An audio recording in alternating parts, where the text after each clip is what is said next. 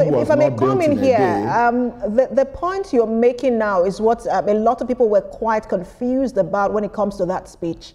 They were not sure if it was a Democracy Day address or if it was a political manifesto or if it was a State of the Nation address. It had a mix of everything, and they felt like it didn't speak to our democracy as it should have done, and not necessarily to what his administration was doing.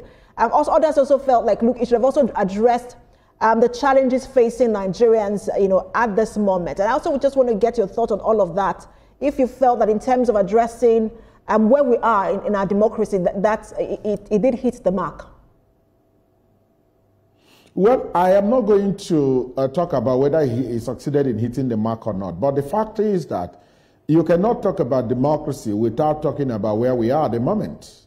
And if there is one man that is the helms at this moment, is the president. And this will be the first time that the president will be giving a State of the Nation address, not necessarily a broadcast. He was at the National Assembly, peopled by representatives of every constituency in Nigeria, 360 of them, and of course the senatorial zone, 109 of them in Nigeria. So he was practically standing face to face with Nigerians.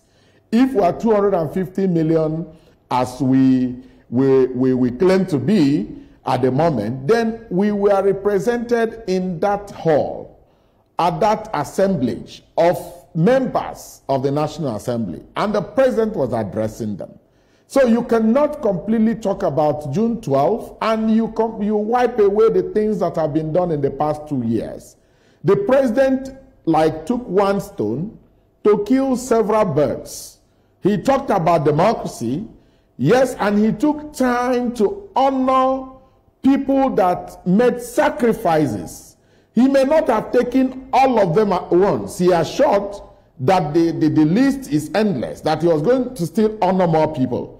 So he took time to honor people that some of them have paid the supreme price, some made enough more sacrifice that has led us to where we are today. So he took time to honor them. Most of them are also in the administration of today. He also was able to identify and celebrate them. And he took time to tell us what he has been doing in the past 2 years. So he used one stone to kill several birds, because he was not going to have every opportunity to begin to address us. But that was a unique opportunity that he had. And the best he could do was to take time one by one to explain what his administration has been like in the area of security, in the area of the economy, and he also will not shy away from politics, because in the next 2 years, we are going for another election. So this is more like a midterm report for his administration.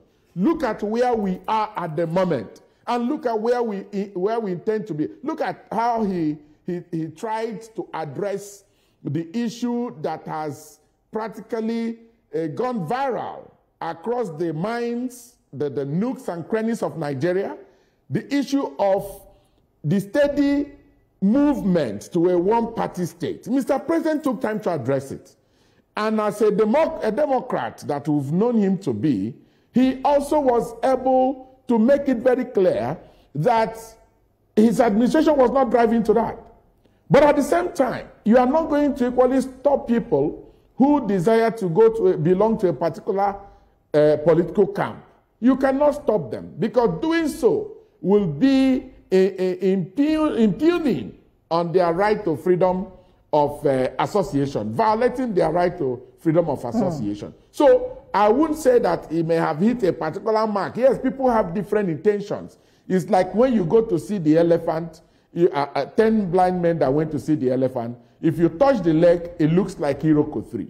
You touch the trunk, it gives you a different description. You touch the back, it gives you a different description. So Mr. President came up with different aspects of our national life, of our democratic life. Right. It is not left for every Nigerian to settle where he desires to settle and make his own conclusions and deductions from that perspective.